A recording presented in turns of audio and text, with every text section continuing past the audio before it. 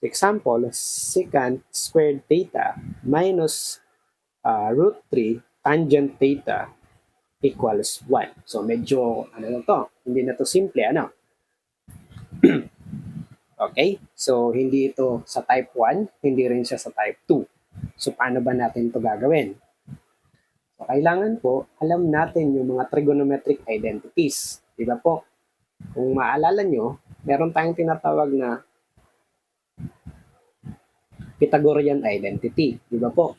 Ngayon, that is a Pythagorean identity. Kung i-divide mo to sa kung i-divide mo ang kada term ng sine theta or sine squared theta, makakapag-produce ka ng another trigonometric identity. So by the way, when you say trigonometric identity, kahit anong angle ang ilagay mo doon, i-substitute mo, tama pa rin siya. Ano? Ibig sabihin, kahit anong angle, that will satisfy the given equation. Unlike dito sa mga sinusolve natin, hindi lahat na angle ay pwedeng i-substitute. Di ba po, kanina, ang nakuha lang natin ay dalawang angle. So, ibig sabihin, yun lang ang mga kapag-satisfy sa equation. Sa trigonometric identity, kahit anong angle ang i-substitute mo, tama pa rin. Okay? So, ito po ay magiging 1 plus cotangent squared theta equals cosecant squared theta. Di ba po? Isa na naman siyang identity. Ngayon, kapag dinivide naman po natin itong Pythagorean identity ng cosine squared theta, iba na naman po ang lalabas dyan. So, ang lalabas po dyan ay tangent squared theta plus 1 equals secant squared theta. Diba? So, look at the given equation. Involved dyan yung secant and tangent. So, ngayon, ang gagawin natin ay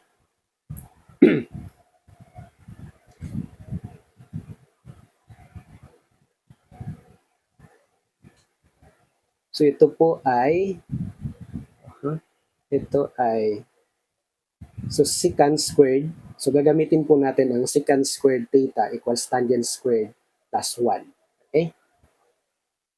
So bago po yan, nakalimutan ko, naka-equal pala siya sa 1. So gawin natin siyang equation na equal to 0. So secant squared theta minus root 3 tangent theta minus 1 equals 0. Okay? So itong secant squared theta, syempre nakatangent yung natin dito. Kailangan, ang gagawin natin ay, kaya nga sabi doon, reducible into one function. So although dalawa yung function dito, secant and tangent, i-express natin yung secant in terms of tangent. And that would be tangent squared theta plus 1 minus root 3 tangent theta minus 1 equals 0. So, diba? Tangent na lang sila. Okay? So, ngayon, may masisimplify tayo dyan. Makakancel natin yung 1, tangent squared theta minus 3 tangent theta equals 0. So, basically, pwede na natin siya ma-factor, di ba? Na-reduce siya into one function and then eventually, mapa-factor niya siya. So, tangent theta minus 3 equals 0. Okay? Or no, is root 3 pala, sorry. Square root of 3 pala tayo, Ngayon, using the zero product property, tangent theta can be equal to 0 or tangent theta minus root 3 is equal to 0 or tangent theta equals square root of 3. Okay? Now, ano yung tangent theta which is equal to 0? Okay? Ano nga ang tangent? Di ba po, ang tangent ay ratio ng sine and cosine. So, ibig sabihin, yung sine niya ay 0. Okay? Sine 0. So, ano po yung mga angle na yon na 0? Ang sine. So, di ba po, this is 0, 360, 90, this is 180, and this is 270. Di ba po? So, sa madaling salita, ang solution dito sa tangent 0, tangent theta is equal to 0 is 0 degree, di ba? Kasi sine 0 is 0. But cosine 0 is equal to 1. So 0 over 1 is 0. Okay? And then eventually, 180. Sine 180 is 0, but cosine 180 is 1. So 0 over 1, or 0 over negative 1. Negative 1 ang cosine 180. Okay? So 180. And another is 360. Same lang naman yung 0 and 360, di ba?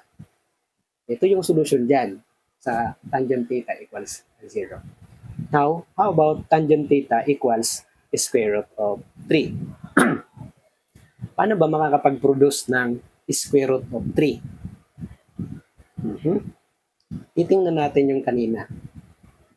Square root of 3. So, ibig sabihin, dapat 60. Ano? Kapag meron kang sine 60 degrees over cosine 60 degrees, ang mapoproduce niyan ay square root of 3 over 2 all over 1 half. Di ba? So, makakancel yung 2 dyan. So, square root of 3. Tama. So, tangent 60. So, tangent 60 degrees ang square root of 3. And then, positive pala yung ano natin ha. Ang tangent po ay positive sa anong quadrant? So, since involved ang sine and cosine sa tangent, so ang tangent function ay positive sa quadrant 1 and quadrant 3. Kasi both negative yung cosine and sine sa quadrant 3, di ba? So, negative divided by negative, positive na yan. Sa quadrant 1, both positive, kaya pag binivide mo, positive. So, kanina 60 yung nakuha natin. So, 60 yung reference angle. So, dapat 60 din yung makukuha natin dito. 60 din dito. Okay? So, sa madaling salita, ano yung solution natin? Okay? So, 180 plus 60. 180 plus 60, that would be 240 degrees. So, sa madaling salita, ang answer natin dito ay 60 degrees and 240 degrees. So, ang final solution po natin ay 0 degree and then 60 degrees. Next is 180, di ba? Then 240 and 360 degrees. Okay? So, bali po, ilan yung solution natin? 5 po ang ating solution. So, isa pa ba? So, isa pa. Para tigda-dalawang example tayo, no? So, sine squared theta equals 3 sine squared theta tangent squared theta. Okay? So, paano ba natin ito i-solve? Okay? So, we have sine squared. So, ang gagawin natin, equate natin sa 0, sine squared theta minus 3 sine squared theta tangent squared theta equals 0. Okay? So, ang gagawin natin dito ay factoring. Di ba? So, eventually, we have sine squared theta 1, di ba? Sine squared divided by sine squared is 1 minus 3 tangent squared theta equals 0. So, dalawa po ang ating ano dito. So, we have sine squared theta equals 0 or 1 minus 3 tangent squared theta equals 0. So, what is sine squared theta equals 0? So, ano ba ang sine 0? So, di ba actually kanina, pag in-extract natin yung zero, yung root dito, I mean, that is sine theta equals 0 pa rin, di ba? Wala namang positive and negative 0. So, kanina, nasolve na natin ito. So, we have 0, di ba? 0 and 180 and 360, di ba po? So, dito naman, this would be, so 1 equals 3 tangent squared theta. So, extracting the root, ano makukuha natin? So, we have 1 equals root 3 tangent squared theta. So, divide both sides by square root of 3.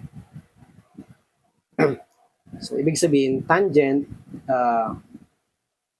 at squared pa dito. Tangent na lang yan. So, tangent theta equals 1 over square root of 3. Or that would be tangent theta equals, rationalize natin yung 1 over square root of 3. So, that would be square root of 3 over 3. Okay? Square root of 3 over 3. So, again, that is positive. So, ibig sabihin, the angle na hinahanap natin ay nasa quadrant 1 and nasa quadrant 3. Square root of 3 over 3. So ano ba yung angle na yon? Is it 30? So I think 30. So tingnan natin yung sin 30. Sin 30 over cosine 30. So ang sin 30 po natin ay asan yun? 1/2. Ang cosine 30 ay square root of 3 over 2. So kapag dinivide po natin 1 over 2 times, di ba magre-reciprocal? Yeah, tama. That would be 1 over square root of 3. So 30 degrees ang hinahanap natin na angle. So 30 degrees yung graph natin. So kung 30 degrees po ito, so dapat 30 degrees din yung reference angle. So dito yon 30 degrees din dapat. So 180 plus 30 degrees, that is, the angle is 210 degrees. Okay? So ang angle natin dito ay 30 degrees and 210 degrees. So ang final answer po natin dito ay 0 degree, 180, 30 muna, 30 degrees, then 180 degrees, 210 degrees, and lastly, 360 degrees. Tingnan nga natin kung tama. Tama ba ang ating answer? Base dito sa book.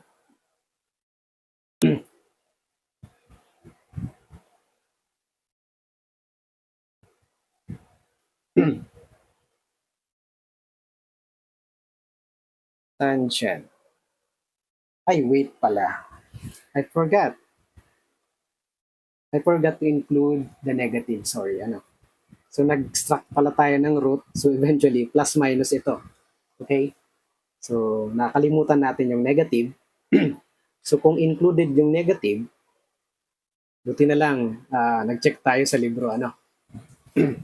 So, kung involved din yung negative, ang tangent po na negative, ang function, ang trigonometric function, or I mean the tangent function is negative sa quadrant 2 and quadrant 4. So, ibig sabihin, dapat 30 ito. 30 ang reference angle. So, kung 30 yan, eventually, 180 minus 30, that is 150 degrees. So, ibig sabihin, yun po ay isa pa sa solution natin. And then, another 30 degrees din. So, 30 degrees din ito.